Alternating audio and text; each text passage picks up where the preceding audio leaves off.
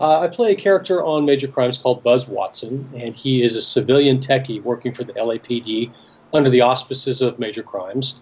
He was recruited because of his expertise operating the camera, so he makes audio and visual recordings of all the interviews. We like to call them interviews instead of interrogations because it sounds a little nicer, you know.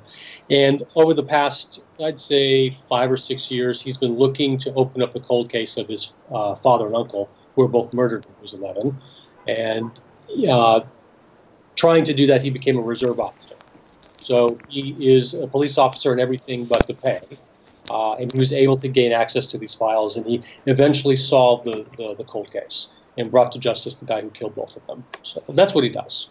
Oh, gosh, no, and this is an example. It took me 20 minutes to figure out how to use the Skype thing today. So technology is not my friend. I try to make it look real, but I'm not very good at it. I do. We have some great people on set, part of our crew members, and they do all the video and audio stuff for me. So I just have to hit buttons, you know. I don't have to program anything. The buttons I can hit, off and on, start, stop, that kind of thing. Yeah.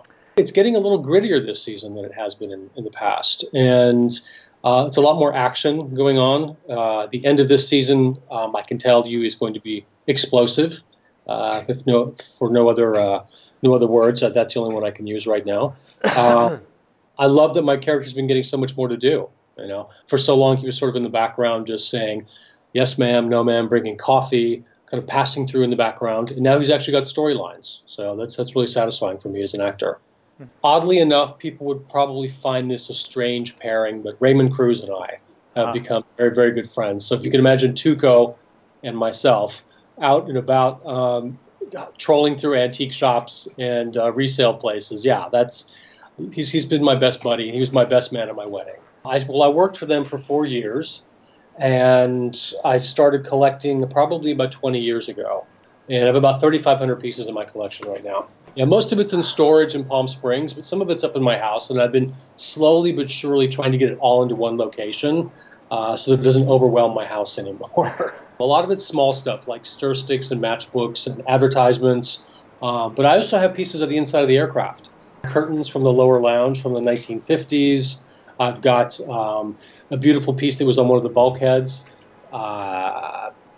Matches, dishes, china, flatware, uniforms. I mean, you name it, I probably got it. I went to UCLA and got my degree in history and art history, and this is sort of a natural progression with that. Well, some of it's going into the museum. I'm loaning some of the pieces for display, and I'm also hoping to open a smaller version of that here on the West Coast to have a permanent display.